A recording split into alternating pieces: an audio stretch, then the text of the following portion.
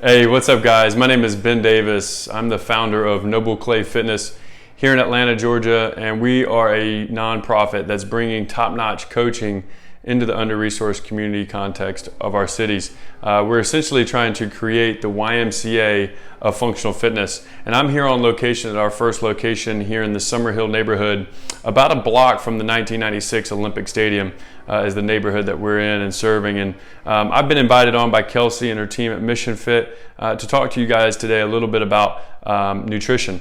And specifically habits-based nutrition. And so I'm going to share about that in a second, but on the front I just want to say I apologize if this video is going to be a little jumpy as I move around this whiteboard. I had a nice little swivel thing that broke on me I was planning on using for this video, so I apologize off the front, but let's jump into it. Habits-based nutrition. And so when we talk about habits-based nutrition, we're talking about building habits around our nutrition, a lifestyle that's going to help us achieve our goals. A little quote we like to say around here is develop skills through daily actions to achieve your goals. And so that's what life's about. When we're achieving things, what essentially we're doing is we're developing those skills, and we're doing that through these daily actions that compound over time that eventually get us to wherever we're going. And so in the realm of nutrition, that can also apply. And what we've learned about the human makeup and our behaviors through behavioral science is that we're really good as human beings on focusing on one thing at a time.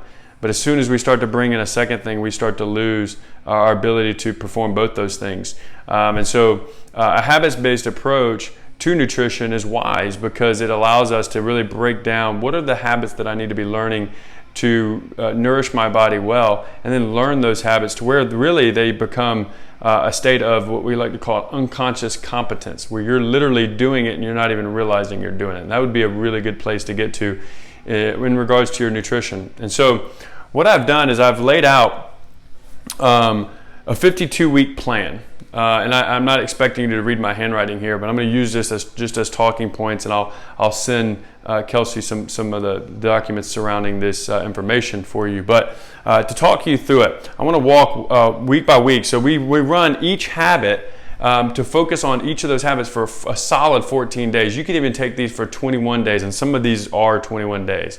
But 14 to 21 days, somewhere in there, that you need to work on one habit at a time. And so for weeks 1 and 2, what we have is each one of these are laid out in weeks, and there's different things for you to work on throughout the 52-week plan. Okay, so let me just take you step by step through them. The first one is take a daily action. This could be measuring your baseline. So I could maybe take a measuring tape out and measure my waistline. And my height, and you want to be around a 2-to-1 ratio of height to waist measurement. And so maybe make that as your baseline is just something very simple that you could do here.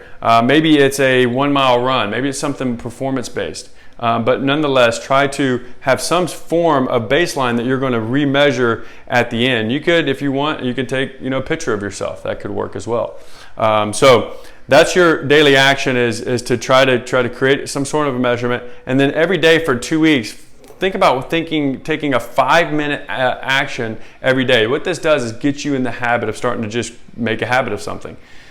It could be I'm gonna take 5 minutes to sit quietly and just listen to the wind and trees, or I'm gonna sit 5 minutes and I'm gonna pray, or I'm gonna sit for 5 minutes and I'm just gonna listen. I'm not gonna pray or anything. I'm just gonna listen for what God might have to say to me. Maybe it's I'm going to spend 5 minutes in God's Word. Whatever it may be, take a habit and do it every day for the first 2 weeks, and then chart that down. All right. The next thing is the next 3 to 4 weeks here is you're eating slowly. All right. So that's the next habit. Eat slow. Think about trying to take about 20 to 30 chews before you swallow, and maybe as you take a bite, put your fork down, take a breath, take another bite. Those are just small little things that you can do. Again, skills that you do daily to create this habit, and do that for 2 weeks. Then the weeks 5 to 6, you're doing stopping at 80% full. So as you're eating your meals, just stop at 80% full. It doesn't matter what you're eating right now. We're just getting into some basic habits here. And so it's trying to stop when you're 80% full. Now, I'll tell you, out of the 15 years of being a strength and conditioning coach and working with people and seeing nutritional science and seeing people apply nutrition habits, these two have literally done the most for the most people. Meaning, when people truly implement these habits, especially for weight loss, these two habits have had the greatest impact. Just slowing down our eating and stopping when we're 80% full. So really highlight these two here and really focus on these two. And that's why they're at the top. All right. Next on 7 to 8 is eat lean protein. At every meal, you want to focus on identifying a good lean protein source and making that your first choice at every meal. So let's call it 3 meals, right? There should be a protein source on there. Okay, so you're practicing that for 2 weeks. 9 to 10, weeks 9 to 10, you're eating 5 servings of colored vegetables and or fruits. I would suggest doing a quick Google and doing fruits and vegetables that are in season and try to stay within that list that you see within season. So if you see winter, if it's winter right now, it's summer. So if you see summer, try to find fruits and vegetables that are in season during the summer in your area, okay? Weeks 11 to 12, make smart carb choices. So, this would be like, a sweet potato versus maybe French fries from McDonald's, right? So making smart carb choices here with good healthy starches. Maybe it's plantain chips, versus regular potato chips, okay? Weeks 13 and 14, eating healthy fats. These are going to be things like avocado, nuts, seeds, pumpkin seeds. If you can get them raw and unsalted, that's the best. But you're eating good healthy fats for those 2 weeks of what you're focusing on. And by the way, let me just stop here and say that as you're building these habits, it's not like you're going to just forget about the habits you were working on the weeks prior. You're going to continue those on. We're just building new habits on top of those, okay? Again, if you need to maybe work on something, like for me, man, vegetables and fruits took me a while, so I had to, spend more than 2 weeks on that one and feel the ability to auto-regulate this for yourself if you know you need to work on something a little bit longer. So think about that as you're going through this.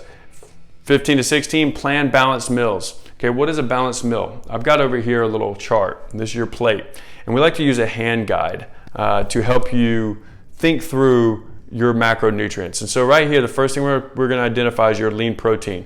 1 to 2 palms. So the size and thickness of your palm should be on your plate, and you just eye it and go, okay, that's about the size of my palm. 1 to 2 sizes there. If you're female, maybe 1. A male, more like maybe 1.5 to 2. Okay. 2 to 3 fist size of vegetables, so size of your fist, that should be 2 to 3 of those on top of your plate. That should be the size there. 1 to 2 cup handfuls of starches. So take your cup, fill your hand up with starches. Could be rice, could be sweet potatoes, etc. And then 1 to 2 thumb sizes of fat. So there's the size of fat in the portion there. So now you're building balanced meals. So that's your habit here on weeks 15 and 16, is to practice building balanced meals. Okay. From there, weeks 17, 18, we're going to record what you eat. So we have a few apps for you to download here. One is Chronometer and MyFitnessPal. These are just 2 free apps that you can download onto your phone or Android or iPhone and record everything that goes in your mouth. Just practice that for 2 weeks. You learn a ton and you see what's going on, and it really helps you make good choices with your nutrition. So that's on 17 and 18. Weeks 19 and 20, you're going to create and use a sleep ritual. So this is probably, to me, one of the most profound things that you can do. I've given you a couple books here to read. One is Atomic Habits, that digs into some of the science around and the value of building habits and some simple ways to do that. And then Why We Sleep by Dr. Matthew Walker is a great book on just the science around sleep and some of the things that you can do to really help improve your quality of sleep and your quantity of sleep. So we're using a sleep ritual. I'm gonna give you a couple little things. So taking a hot bath or a shower right before you go to bed is really good. That's going to help really, heat the core body, the temperature of the body. And so then when you get out of the shower, your body's going to work to start to cool itself off. And that action actually allows you to sleep really deeply and get into a deep REM sleep. It could be that, you focus on a time, like I'm going to 9 o'clock, I'm going to be in the bed reading, and at 9:30, I'm going to be lights out in bed. So maybe you're having a ritual around time. All right. So those are things that we're talking about here. So during these 2 weeks, you're focusing on trying to create and use that sleep ritual that works for you. Okay. Again, those books, Why We Sleep, can really help you formulate those things. Weeks 20 to 21, you're going to drink only calorie carbonated free drinks, basically water only. Week 23, you're going to take a break. Week 24, you're going to use targeted recovery strategies. All right, so that is going to be, so let's say you're exercising regularly. And a targeted recovery strategy might be, well, on the weekends, I'm going to go for a nice, steady, slow walk in the woods or a hike up a mountain or get out in the sun. It could be, I'm going to take an Epsom salt bath. Something of that nature. You're gonna find something that's a good targeted kind of recovery strategy and do it for yourself. Okay, 45 to 60 minutes of just nice steady blood flow is one of the best recovery tools that you can use. Just steady motion. And we say that motion equals lotion. So as your body's getting banged up, just keeping it moving in a nice, easy fashion is really healthy and it really helps recovery. So weeks 26 to 27, you're going to eat whole foods only, so no processed foods. You're going to focus just on whole foods. 28, 29, you're going to eat a little more and a little better. So you're going to focus on just getting a little bit more food in and a little bit better. Maybe you're adding in a snack or two. Maybe you're adding in a post-workout meal or a pre-workout meal, something of that nature. Weeks 30, 31, protein and colorful plants at every meal. And so now you're focused on that protein and kind of going back and reiterating some of these earlier habits of focusing on the protein and getting the 5 colorful servings of vegetables in and refocusing on those habits, okay? 32 to 33, we're going to go back and we're going to practice that really important habit we talked about, which was practice 80% full. So practice and just stopping eating when you're 80% full. We're going to go back to do that.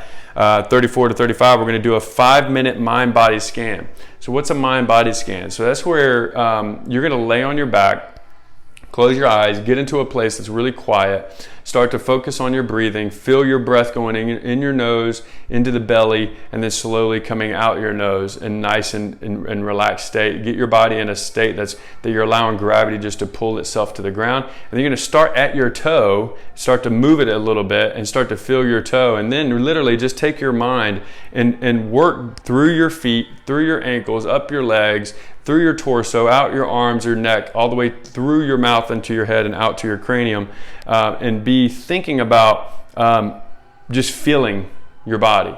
And what I would add to that is being grateful for it.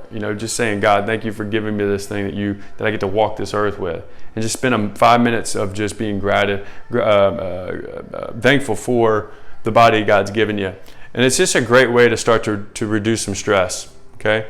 Weeks 36 through 37 are going to take a fitness information break. So you're not going to watch videos like this. You're not going to do anything. You're just going to break on anything fitness. Okay. 38, 39, you're going to take a 20-minute de-stressing moment. So these could be things like, if you're an introvert, I'm going to sit and get quiet and read a book. If you're an extrovert, I'm going to go out and be with some buddies and go out and play some sports or do something with some friends. Maybe it's whatever you need that helps de-stress you, that refuels you. You need to try to work on those things, whatever that may be for you. Maybe it's, I'm going to practice one of these other habits. I'm going to do a mind-body scan. Maybe it's, I'm going to take a hot shower. I'm going to do some breathing drills. I'm going to take ice bath. I don't know.